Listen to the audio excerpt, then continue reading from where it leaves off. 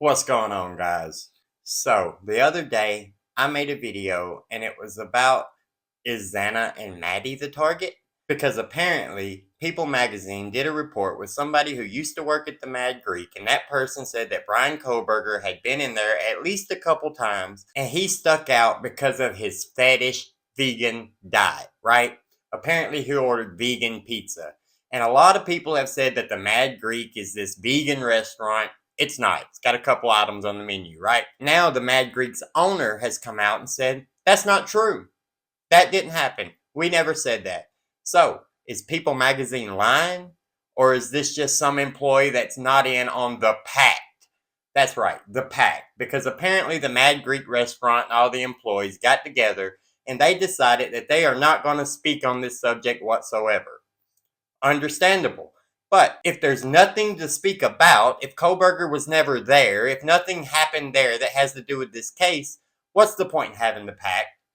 And the reason I'm bringing this up is because this is where conspiracy theories come from.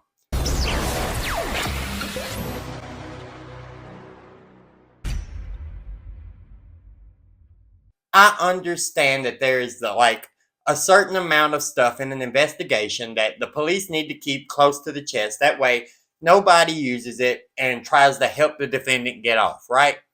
But when everything's shrouded in secrecy, when anything that comes out is disputed and called lies, if it later comes out that it's true, it's a problem. There's been a lot of that in this case already, right? Like a lot. We were told that there are no suspects when there was definitely a suspect. We was told Dylan was on the first floor when she was definitely on the second floor. We were told a 2011 through 2013 Hyundai Elantra when they knew it was a 2015 Hyundai Elantra that their main suspect was driving.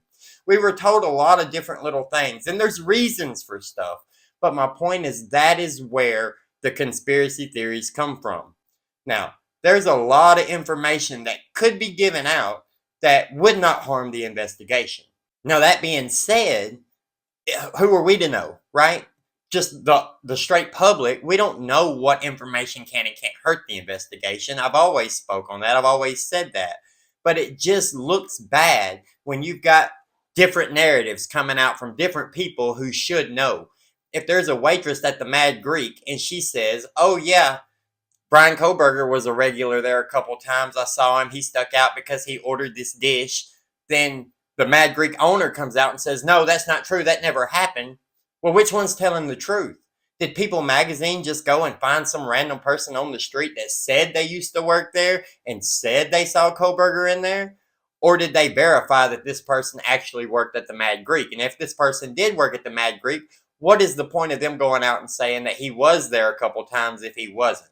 Southern logic, be respectful, be kind, be understanding, but don't be a fool. Strict vegan pizza, right? A lot of people call it the fetish diet. I don't see why it's a fetish diet. I mean, vegan is, it's a joke online, right? Everybody's like, did you know I'm vegan? Vegans only talk about vegans, just like CrossFit. Everybody that does CrossFit only talks about CrossFit. Anybody who's a vegan only talks about being a vegan. We understand that. But the idea that this person can say, yes, this person was in there. I remember him because of his order. He ordered this specifically. It makes sense. It makes a lot of sense. So, of course, people are going to run with it. But, hey, I don't know. I'm not trying to start a conspiracy theory here. But when everything from this case is shrouded in secrecy, and their excuse is they don't want something to harm the investigation, it starts to bring up all the conspiracies. That's what's going to happen. Because there are cases every day that come out that all kinds of information beyond what we've got in this case comes out. It's not shrouded in secrecy. It's an obvious situation, right? The way the police have made this out is it's an obvious situation. We haven't got to hear Brian's side of the story. We haven't heard the defense's side of the story. So to say that, oh, he's definitely guilty, especially when there's all these secrets and they don't want nobody to say nothing about this and this is lied about and this is covered up, it's going to breed those conspiracy theories. There are so many things in this case that haven't been answered for that I can't figure out how it would hurt the case.